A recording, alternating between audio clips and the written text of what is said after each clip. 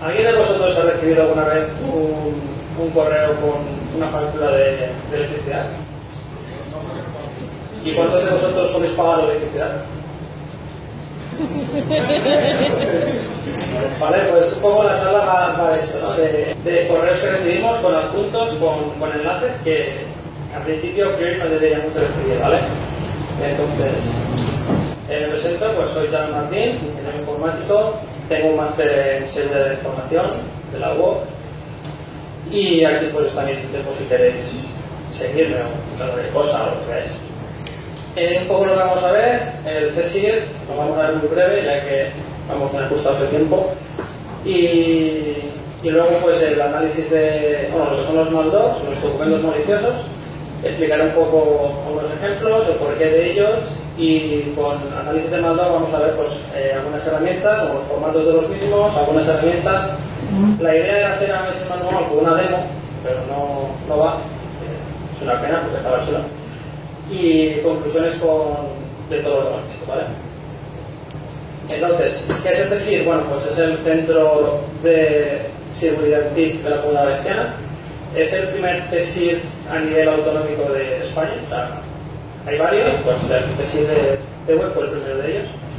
Los objetivos que nace allá por el 2008, ya han pasado años, es generar confianza a los ciudadanos y a la parte pública, concienciación y respuesta ante incidentes. Bueno, pues además colaboramos con CSIR.es, que además este año somos líderes del foro. Bueno, estamos listados y acreditados en el Trusted y en GIANT a nivel europeo. Y bueno, pues cumplimos con varias normativas como la 27001.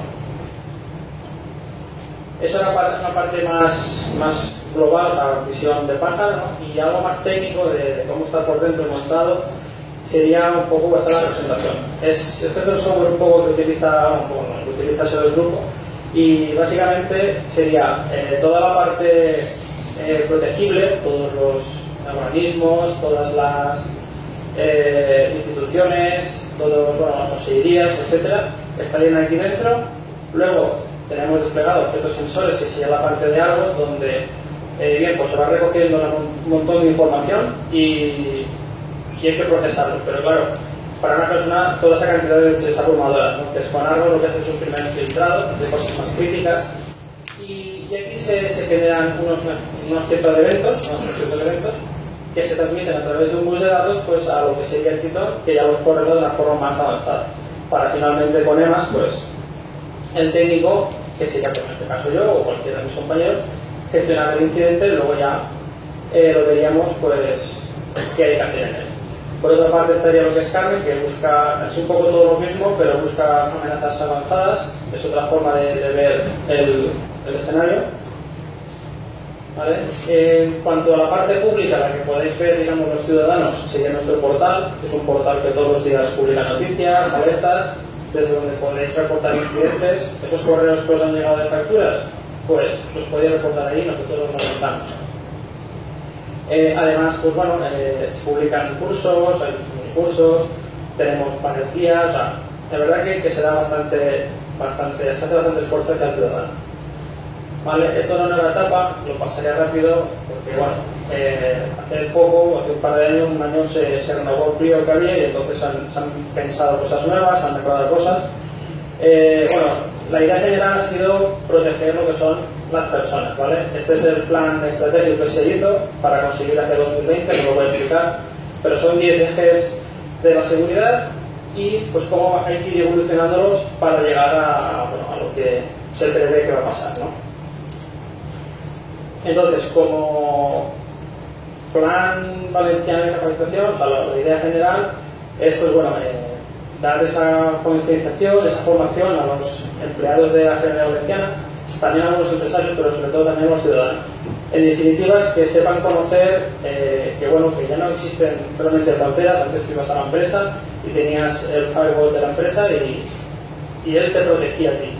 Pero hoy en día tú recibes muchos correos, es otra vía de entrada, Puedes traer tu propio dispositivo en algunos sitios, ya tienes tu teléfono móvil, tu portátil, pues son muchos puntos de entrada. Y al final el usuario es el que tiene que tener la conciencia de saber lo que es seguro y lo que no, lo que debe hacer y lo que no. Entonces con este plan se pretende dar ese apoyo a los ciudadanos pues para convertirlos un poco en lo que serían firewalls humanos, ¿no? Es la idea. Bueno, mandos, ¿qué son? En su principio son ficheros adjuntos. ¿Cómo se suelen presentar a nosotros? Pues normalmente, ¿por qué son ficheros adjuntos? Pues bueno, porque se pueden aprovechar de un mal parseo de la aplicación que lo ejecuta, por ejemplo, un RTF, un Rich Format Text. Pues bueno, ahora lo veremos, es muy complejo. Entonces, pues bueno, si el visor de ese documento no está bien implementado, el parser, pues bueno, se pueden aprovechar esos fallos. Aprovechando un zero day, por ejemplo, de una vulnerabilidad que aún se ha descubierto pero no hay ningún parche, pues bueno, tú tienes el software instalado, te haces el exploit oportuno y te infectas, ¿vale? Con una macro, bueno, el típico de Word, que bueno, lo explicaré también, pero Word pues, puede ejecutar cierto código, entonces, pues bueno, ese código hace muchas más cosas de las que, bueno, más de las que puedo hacer, no, pero más de las que seguramente debería. Ejecutando scripts en Windows, por ejemplo, un JS, un JavaScript, el Windows lo puede ejecutar como tal. ¿Por qué? Bueno, pues porque hay grupos de APT, no sé si lo habéis escuchado, pero APT, bueno, al fin y al cabo son grupos de gente con intención con intereses políticos, intereses económicos. No es un malware como tal, es un grupo de gente que hay detrás de ciertos malwares para conseguir ciertas cosas, ¿no? Influencias en empresas, en sectores estratégicos. Luego está lo mismo, pero en sectores financieros. Hay grupos financieros que se dedican a influir o a coger información de banca y explotarla. Y por último, pues ciberdelincuentes un poco más mundanos, pues tienen información, quieren revenderla o quieren aprovecharse de lo que encuentran. Algunos ejemplos de documentos maliciosos en correos, ¿vale? Pues son, por ejemplo, este. Este es un correo que envió el grupo APT19. Lo del 19, bueno, es porque grupos de APT hay muchos y FireEye fue el que empezó con lo del APT y los identifica, ¿no? Según su forma de actuar, sus herramientas, su forma de atacar, pues los va clasificando, ¿vale? Y hay bastantes, ¿sabes? Hasta el 30 y pico, pero imaginaos cuánta gente mala hay fuera. Entonces este es supuestamente, bueno, del APT19.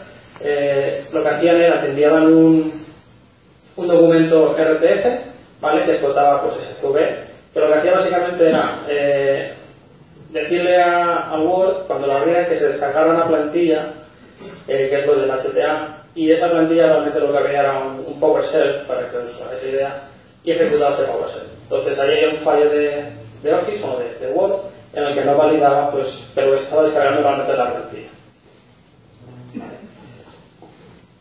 Otro caso, pues este es de la PT32, ¿vale? Lo que hacía es con un archivo de HTML un poco compacto, pues al final lo que hacía era ejecutar una macro, una VBA, ¿vale? Te decía que, bueno, que no, por un fallo de codificación, que no podías ver el mensaje, que estaba así, pues bueno, ya lo veis un poco borroso, y que, bueno, que le dieras permiso para poder verlo. Evidentemente, cuando lo aceptabas, pues te infectabas.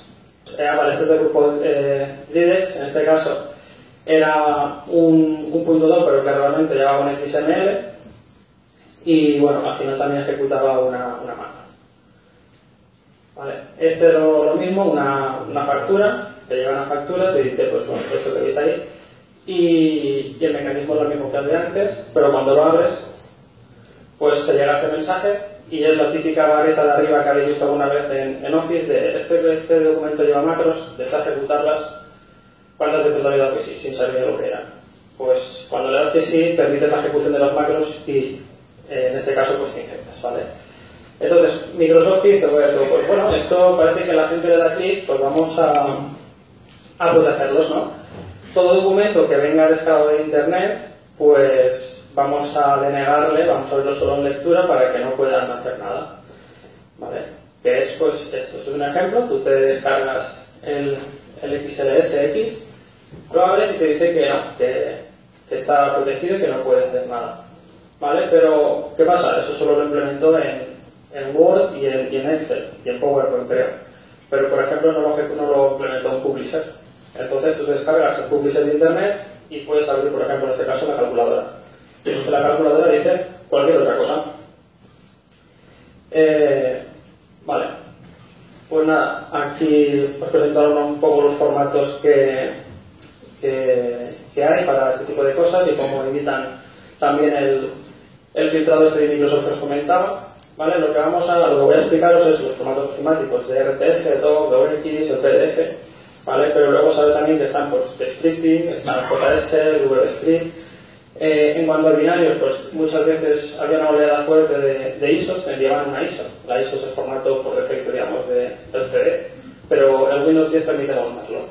Entonces tú cuando montas esa ISO, con un doble clic y automáticamente se te abre, dentro había un documento ofimático, un punto .doc o WX. Claro, ese documento ya no parecía descargado de internet. Tú lo abrías y te infectabas como anteriormente ocurría. Un zip, por lo mismo, incluso muchas veces te ponen la contraseña del archivo zip es este, y aún así coges la contraseña y lo pones, o simplemente un binario, ¿vale? O un enlace al binario, todo descargas, lo ejecutas. Al final estamos viendo que el usuario es quien hace todo esto. Evidentemente por el engaño, pero muchas veces el engaño es muy simple, muy burdo y se puede detectar con facilidad. Entonces, documentos, los formatos, ¿vale? Pues el primero que os presento es el RTF. ¿Cómo se identifican? Bueno, pues tiene su bimetal, que sería text/RTF, pero además también tiene una cabecera Magic Header, que se llama, que son los primeros bytes de ese binario, ese fichero, que en este caso pues sería eso, una llave abierta, una contrabarra RTF, ¿vale? Ahí puedes ver un pequeño ejemplo muy simple de lo que sería un RTF, un formato de etiquetado que realmente representaría aquello. Si os fijáis, el formato este, como curiosidad, se parece a text o latex, no sé si lo habréis usado, pues es porque la idea surgió de text, ¿no? El formato así con etiquetas. Deciros que, bueno, empezaron con la versión 1 creo que si no recuerdo mal, 87, fue justamente para el Microsoft Office Word de Macintosh, la versión 3, o sea que allí fue por Windows, pero bueno. Luego se fue evolucionando, la versión, si no recuerdo mal, la 1.6 o 1.6 algo, tenía como 1100 y pico etiquetas distintas. Esto es lo que os decía antes. El parser que tiene que procesar este documento tiene que entender mil y pico etiquetas diferentes. Entonces, pues claro, a veces es complicado. Y nada, en el 2008 pues se dejó el formato, se hicieron algunas mejoras, pero se quedó ahí, no avanzó mucho más. Vale, el documento al formato DOC, ¿vale? Pues es otro bastante conocido. El formato en sí se parece bastante a lo que es un formato FAT, supongo que lo habréis visto, formato FAT de los discos duros. Pues igual, ¿vale? Tiene primero una tabla donde hace referencia a otros elementos, incluso tiene una tabla secundaria por si acaso, ¿vale? Y luego básicamente solo hay dos tipos de elementos, lo que serían los strings y lo que son el storage, ¿vale? Un storage al fin y al cabo podríamos asimilarlo a que es una carpeta y los strings a lo que sería el fichero en sí, ¿vale? Así muy genérico. El Magic Header pues es un poco distinto al de antes, ¿vale? Son valores hexadecimales, pero si os fijáis en la parte remarcada parece que diga .file, ¿vale? Pues es un poco la broma, ¿no? El juego que hicieron ahí, ¿vale? En cuanto a ver ese formato en binario, porque al final es un formato binario, se representa así lo que sería la primera parte de entradas, lo que sería la tabla de referencias, un storage y un string. Decir que este formato era todo en binario porque antes leerlo, o sea, si el formato binario son en distintas partes, como es el docx que ahora veremos, para la época que fue el formato, pues era muy difícil, era muy lento el leer el disco. Hoy en día con los SSDs, nada, pero antes pues costaba. Entonces vale la pena cargar tu documento en memoria y tenerlo ahí accesible. Es una curiosidad. Nada, en 2008 también se dejó el formato se liberó. Y decir también que tanto Sun Microsystems como OpenOffice pues hicieron bastante ingeniería inversa para poder ser compatibles con este formato. Vale, otra forma de ver el mismo formato sería la tabla de objetos mínimos que debe tener, que son los obligatorios, la tabla, los strings, ¿vale? Y luego los opcionales. Como veis, entre los opcionales, aquí en la tabla estarían lo que son las macros. Ya para finalizar un poco esto, las extensiones de Microsoft, que es interesante, muchos solo conocemos el .doc, pero hay bastantes más. Estas serían para Word. Están las de doc, docp, do y wp. Estas están en formato legacy por formato doc, ¿vale? Pero ahora se usan docx, docm. Las M, lo interesante es que cuando terminan con M, suelen tener las macros habilitadas. Por lo tanto, ya no te dice si quieres ejecutar las macros. Supuestamente, al ser un documento con las macros habilitadas es porque se supone que ya va a ser usado para ejecutar macros. ¿Vale? Lo mismo para Excel, ¿vale? Otro listado enorme que a lo mejor no conocíamos. Y para PowerPoint. ¿Vale? El formato docx, la versión nueva. Bueno, pues ahora, como decía antes, hay mejor tecnología, mucho más rápido el acceso, por lo tanto el archivo es un zip, realmente es un zip. Podéis ver en la imagen, a lo mejor los de final no llegáis a verlo, pero la primera línea es unzip-l en comando de Linux para listar el contenido del documento zip, y bueno, y veis el contenido. Nada, lo bueno de este formato es pues que si se rompe un fichero no se rompen todos, vamos, que puedes recuperar parte del documento sin perderlo todo. Los XML, las macros, todo es en formato binario, ¿vale? Son XML, pero dentro va el formato en binario, ¿vale? Lo curioso de esto también, ya que no lo veremos en la demo, es que el Magic Header se corresponde los primeros bytes al formato zip y luego los siguientes bytes al formato de docx, y luego ya viene el texto. Una macro pues no es más que un trozo de código de Visual Basic for Application, un trozo de Visual Basic. ¿Qué puede ejecutar una macro? Pues bueno, todo lo que pueda ejecutar Visual Basic. ¿Vale? Visual Basic se integra bastante en toda la API de Windows, entonces al final puede hacer casi cualquier cosa que pueda hacer un programa en Windows. ¿Vale? Lo bueno de las macros cuando lo diseñaron es que bueno, pues tú mueves el documento ofimático y mueves la macro. El propio Office implementa un motor de ejecución, o sea, no tienes que instalar nada. Y bueno, una macro sencilla sería esta. Es, pues bueno, cuando se ejecuta, es una función al fin y al cabo, hay varias, pues ejecutaría un pop-up mostrando por la fecha de hoy. ¿Vale? Decir que bueno, esto es un lenguaje orientado a eventos, por lo tanto, esta función o se ejecuta bien llamándola o bien ante el evento pues obtener fecha. Evidentemente no hay un evento que obtener fecha, pero sí que hay un evento, por ejemplo, open. Entonces, pues bueno, cuando abres el documento, se ejecuta esa macro automáticamente, que es lo que suele pasar. Bueno, como curiosidad deciros que se plantea, y ya en algunos casos creo que ya está implementado, es la integración con .NET. O sea, si con Visual Basic ya era peligroso, con .NET me espero contar. Y últimamente leí una noticia de que se quería integrar también un motor de Python en Office. Así que bueno, las posibilidades se expanden bastante más. Entonces, otro formato, ya por último, el último formato, son los archivos PDF, ¿vale? El archivo PDF se identifica con el minitype de application/pdf o con el Magic Header de tanto %PDF, guión y la versión que implementa ese PDF, ¿vale? Porque versiones creo que ya está la 1.7, si no recuerdo mal. Y bueno, el texto negro de aquí, el caso negro, es un exam de los primeros bytes, donde se puede ver en la columna de la derecha, a la parte de arriba, el header, ¿vale? Entonces, el formato del PDF se compone principalmente de 4 bloques. Se leería realmente el lector de PDF, se va al final a lo que es el trailer, y ahí hay referencias a dónde está la tabla de referencias cruzadas, el acceso aleatorio que se llama, sí, y luego pues algunos elementos del propio PDF, ¿vale? Entonces, en la tabla justo de arriba, en la cross reference, estarían lo que son accesos del índice, cuando das clic que te mueves a otra página, etc.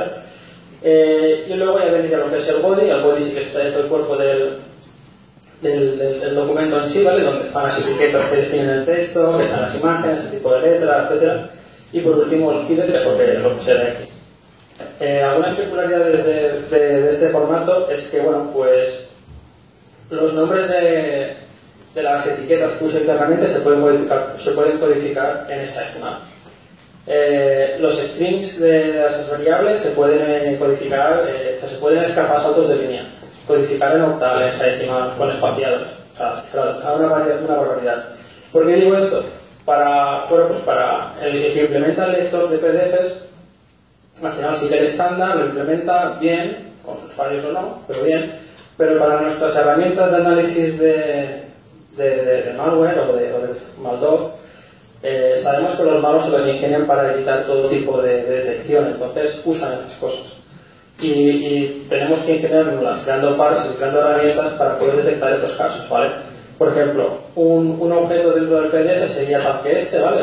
Un enlace a una URL, pero también puede ser, por ejemplo, la U, como ves ahí, codificada en hexadecimal. Aquí va, ¿vale? Tendríamos la U, pues, en su valor hexadecimal. Pero también pueden estar todas las letras en hexadecimal, o sea, ya tenemos varios casos.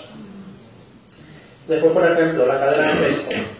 Pues puede estar tal que así, o puede escaparse saltos de línea. Entonces ya tienes más variedad que detectar. También, por ejemplo, puede estar parte de la cadena en octal y parte de la cadena en ASCII. O toda en hexadecimal. O parte de ella, o sea, toda en hexadecimal pero con saltos de línea, con espacios, ¿vale? Entonces, como podéis estar viendo, la variedad es mucha. Y por lo tanto, pues cuesta a veces detectar los casos. Vale, herramientas para detectar todo esto y para analizarlo. Bueno, pues para documentos tenemos PDF y PDF Tools, son herramientas para PDFs. Básicamente son muy parecidas. Una es como un framework que lo tiene todo integrado, una consola interactiva donde vas ejecutando comandos, analizando el PDF. La otra pues son varios comandos, varias herramientas, pero al final entre una y la otra es lo mismo. En cuanto a documentos ofimáticos, bueno, están OLEDAMS, RTFDAM, OLEDTools, bueno, pues también lo mismo, ¿no? OLEDAM y RTFDAM son de Didier Stevens, ¿no? Un tío muy majo que analiza muchos documentos maliciosos, ¿vale? Y bueno, pues son herramientas también. Una OLEDTools también es lo mismo. Al final, haremos una demo si nos permite el conector y lo veréis. Yara, no sé si lo conocéis, pero es muy potente también para detectar, cuando sabes qué patrones buscar dentro de documentos, pues te puedes crear reglas muy sencillas donde, bueno, pues decides en tal sitio hay tal cosa y si en tal sitio hay tal cosa y en otro sitio hay otra tal cosa, pues esto es que es malo. Y la verdad que es muy potente. Editores hexadecimales es fundamental también. Luego para el entorno, bueno, pues Wireshark para saber qué hay en la red, ¿no? Y NetShield pues para simular salir de internet y que el malware se pueda ejecutar sin ningún tipo de problemas. En algunos casos ya más avanzados, pues un desensamblador o depurador y pues un entorno virtualizado donde no infectar nosotros mismos, ¿vale? Entonces voy a probar a ver si va el conector. La demo se basa en identificar lo que solemos decir IOCs, indicadores de compromiso, para bloquearlos en un firewall, en un proxy o para detectarlos, buscar si otros tipos de organización están comprometidos. ¿Vale? No vamos a llegar a un análisis profundo, simplemente cuando detectemos el indicador, pues ya para enseñaros cómo lo hacemos, ¿no? Entonces, pues bueno, lo primero tenemos un documento, no habría que fiarse nunca de la extensión, ¿vale? En este caso, pues bueno, nos dice nuestra base de información, ¿no? De que es un documento con un formato DOC, ¿vale? Incluso nos daría información del autor, por ejemplo, o de la fecha de creación, tal. O sea, en este caso nos da bastante información. También, por ejemplo, podemos ver los primeros bytes del documento, ¿vale? En hexadecimal, y como vemos, aquí está la cabecera mágica, el magic feeder que habíamos visto antes, ¿vale?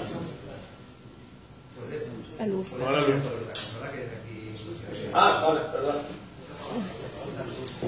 Vale, bueno, pues repito el comando de antes, pues sí, wow.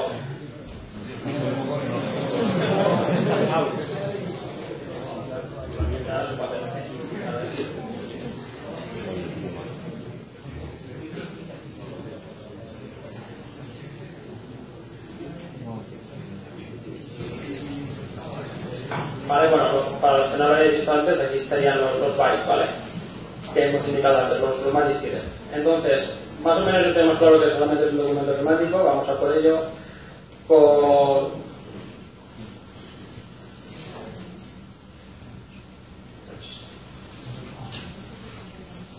Cuando le dan, por ejemplo, pues lista lo que serían las macros y nos indica con una M donde hay una macro, ¿vale? Entonces el elemento 8 tendría una macro, ¿vale? Entonces para verla sería seleccionar el elemento 8 y decirle que la queremos ver un poco más en modo display, ¿no? ¿Vale? Este es el comando, aquí vemos algunos elementos de la macro. Ya para algunos ojos aquí tendríamos una URL, ¿vale? Entonces, pues bueno, ya podemos expresar que esta URL va a ser la que va a intentar descargar, ¿no? Si seguimos buscando en la macro vemos que hay funciones para descargar archivos, ¿vale? Que utiliza componentes de Microsoft para descargar y bueno, pues ya tendríamos aquí un indicador para bloquear o buscar en nuestra organización. Otra forma de hacer esto también, a ver si no me sale mal.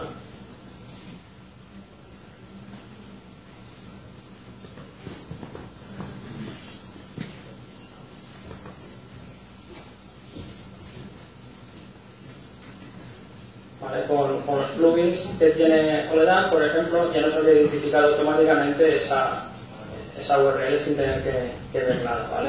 Hay otras herramientas como el ID, que nos indicaría, por ejemplo, pues ciertas características del archivo. Ya nos dice, por ejemplo, que tiene mangos y que es un documento temático, se daría unas herramientas, ¿vale? Entonces, vamos a pasar a la demo. Aquí tenemos un documento PDF, aparentemente. Vale, pues bueno, parece que sí, de la versión 1.4. No nos convencemos nunca de lo que vemos, así que vamos a ver en ese tema que dice. Vale, pues bueno, el HIDE, como hemos comentado antes, pues sí, parece que coincide. Vale, entonces pues vamos a analizarlo.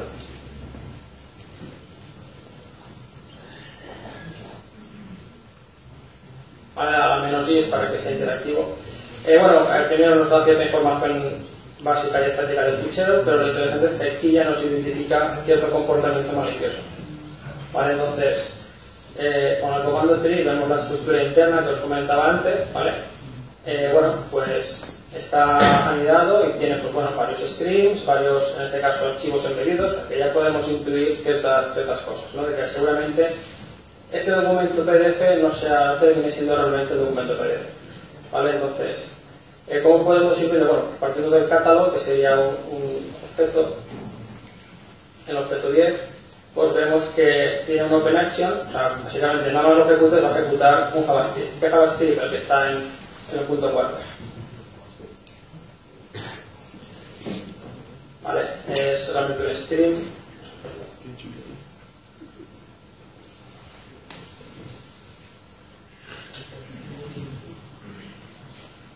Vale, al fin y al cabo esto es un JavaScript, ¿vale? Es un poco complejo de ver así, pero termina ejecutando, le dice que abra este documento, ¿vale? El 52.2um docm. Docm por daros macros activadas. Entonces, ¿qué más puede haber? Pues bueno, hemos visto de aquí del catálogo que también había algo más en el objeto 9.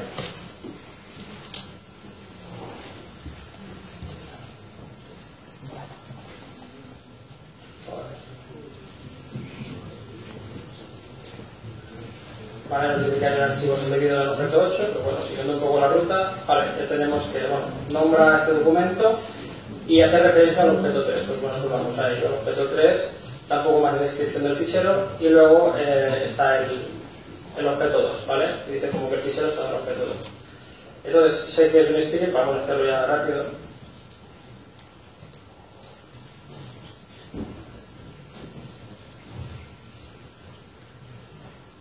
Vale, como veis, un caso hexadecimal, o sea que es algo binario. Sí, estoy haciendo el salto aquí, ¿vale? Vale, pase. Vale. lo que comentaba antes de las transparencias, ¿vale? ¿Alguien reconoce este Magic Header? Es el PK del feed, que serían estos primeros bytes, y luego a partir de 14 y tal empezarían los bytes del docx. Por lo tanto, esto sería un elemento, un documento docx. Además, aquí está el típico característico también content types XML del docx. Vale.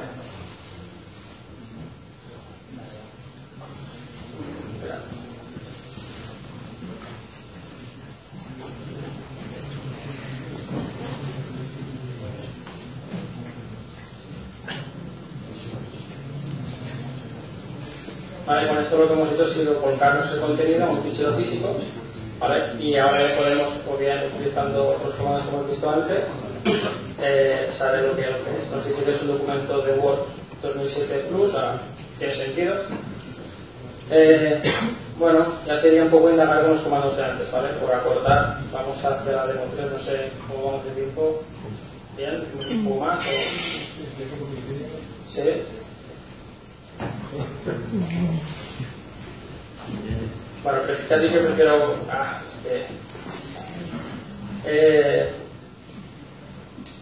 terminamos la sala porque si no es que está bastante larga, entonces continuamos allí. Como habréis podido ver, los planes manuales están chulos también, pero cuando tienes, pues eso, 1, 2, 3 documentos, pero cuando tienes cientos, pues la cosa se complica bastante.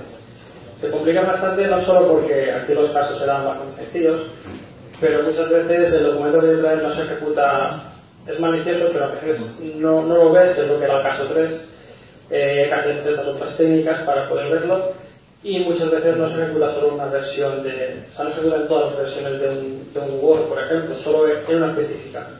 Entonces, bueno, en un lector de PDF sí, en otro, uno sí, en otro no. Entonces, claro, es complicado. Para eso se requiere tiempo y entonces salió, bueno, está la parte de análisis automático, que básicamente es tener lo que se llama la sandbox, donde tenemos bastante software instalado, ya preinstalado, y lo que hacemos es, pues bueno, son entornos controlados, cuando ejecutan, la ejecución es bastante rápida, por lo tanto tienen resultados muy rápidos, no estás dándole vueltas a un documento hasta que encuentras cómo lo ha hecho el malware para saber lo que está haciendo. Bueno, se puede automatizar, tú puedes empezar a lanzarle documentos y bueno, te da unos resultados. A una persona no puedes lanzarle documentos. Bueno, y lo que comentabas del software, ¿no? Que tú puedes tener varias sandbox con varios software. Pues una sandbox con el PDF, el lector de Acrobat Reader versión X y el Word de versión tal y el PowerPoint no sé qué. Otra con otra versión, combinando así y tal. Y eso pues ofrece unas características que a nivel manual no se puede. En contra, bueno, pues son entornos fácilmente detectables. Por ejemplo, solo que con un malware compruebe la capacidad del disco, normalmente a la sandbox no se le suele dar 500 gigas, puesto que va a ser para ejecutar malware, entonces con pocos gigas al principio es suficiente, pero claro, los malware dicen, si estoy ejecutando en un equipo con 20 gigas, en los tiempos que corremos, creo que esto no va a ser un equipo real. ¿Vale? Por ejemplo, instrucciones del procesador que son dependientes de la sandbox. Entonces, bueno, pues eso hace que sean detectables. Hay que currarse mucho una sandbox para que no se pueda detectar, o sea más difícil. Y por otra, pues bueno, esto de fácilmente bypasables viene un poco ligado con lo de arriba, pero también existen exploits para hipervisores, o sea, para las máquinas virtuales, donde el atacante puede saltar al sistema principal o al host, ¿no? Entonces, ya no solo te infectan la máquina virtual, que la puedes destruir y recuperar, sino que además te infectan tu propio equipo. Y ya, pues, se puede liar. Algunos ejemplos, no sé si llegará a la vista, bueno, este sería el primer caso que hemos visto, el de la transferencia bancaria, bueno, interbancaria. Bueno, aquí nos da la información básica que ya nos daba el file, el comando file. Pues nos dice que realmente no sabe si es muy malicioso, pero bueno, entra de indicadores simplemente con ejecutarlo y en menos de 20 segundos o 30 segundos tienen resultados. ¿Vale? Por ejemplo, en este caso creo que es... no, aquí te dice, bueno, estos son datos de cómo 45 segundos le ha costado ejecutarse esta ejecución. En menos de un minuto tiene resultados, sabes que se ha ejecutado en un Windows 7 32 bits, las fechas de inicio y de fin, etc. Tiene bastante información. Lo que ha detectado, ¿vale? Pues lo que a nosotros en este caso nos ha costado, bueno, relativamente poco, pero bueno, a la máquina virtual mucho menos, a los sandbox mucho menos, ha sido encontrar la URL maliciosa, ¿vale? Vale, está arriba, la primera de esto, ¿vale? Luego, aquí un poco más abajo nos dice ya la información de qué componente ha utilizado para ejecutar o qué es lo que ha ejecutado, qué CV, incluso ha identificado el CV que está ejecutando y bueno, y la URL que la usaríamos para bloquearla en el proxy, usando reglas de Yara para ver si otros ficheros de la organización están infectados, etcétera,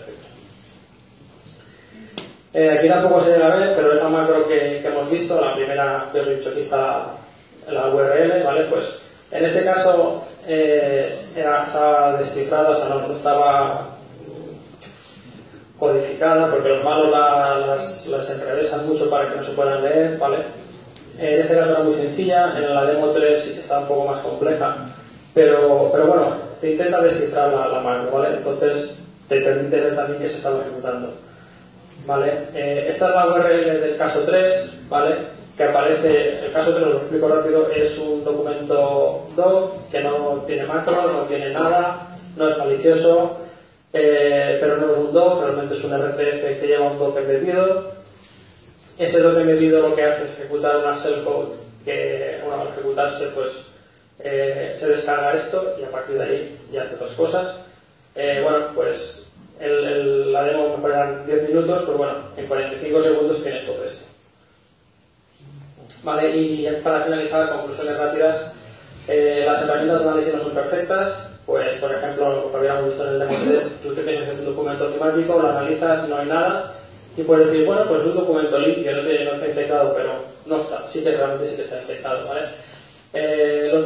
Los análisis automáticos a veces fallan, pues bueno, tú no puedes dedicarle 3 horas o 3 días a una sandbox para analizar un documento, y a veces los malos dicen, bueno, pues voy a esperar, voy a hacer un slip de 3 días, o 3 horas, o 20 horas, y claro, pues fallan. Y tú te ves que no tiene resultados o que es un documento benigno y realmente es malicioso, ¿vale? Los análisis manuales pues son costosos, cuestan de hacer, requieren de personal cualificado y bueno, pues a las empresas eso le cuesta. Y bueno, que los malos se lo toman muy en serio esto de atacarnos y saben cómo lo hacemos y por lo tanto ellos siempre van un paso más adelante porque saben cómo evitar nuestros análisis. Pues muchas gracias y hasta la próxima.